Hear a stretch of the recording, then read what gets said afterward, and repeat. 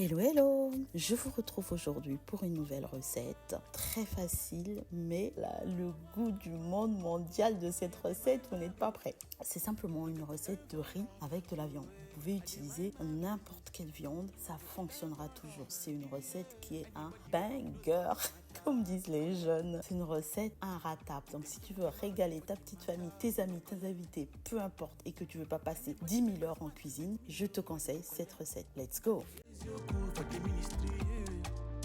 Voici les ingrédients pour cette recette. Tout d'abord de la viande. Là, moi, j'avais des côtes de porc échine. Un mélange de mon condiment vert, un mélange ail gingembre, 2 verres de riz et un gros oignon, de la sauce soja salée, de la sauce soja sucrée et de l'huile.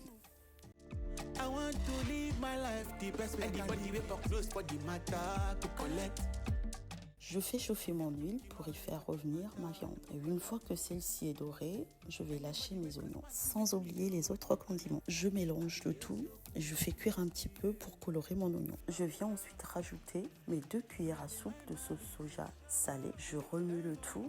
Je gratte bien le fond de ma marmite pour récupérer toute la croûte là. Vous savez qu'il y a du goût dedans dans cette croûte. Et une fois cela fait, je vais mettre mon riz. Pour de verre, je rince mon riz et je le fais pré-cuire 4 minutes au micro-ondes.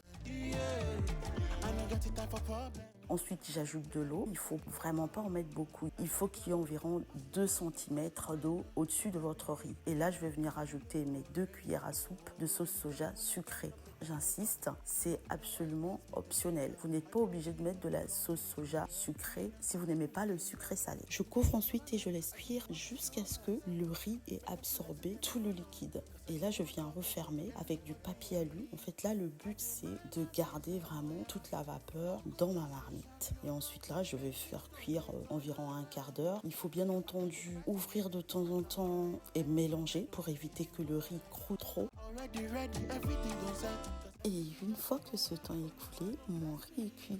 Regardez-moi comment il est beau, ce brun là, mamma mia. Alors bien entendu, moi je conseille de l'accompagner d'une salade ou de légumes vapeur ou une petite sauce oignon. Sur ce, moi je vais manger et je vous dis merci d'avoir regardé cette vidéo. N'hésitez pas à essayer cette recette. Bon appétit et bisous bisous.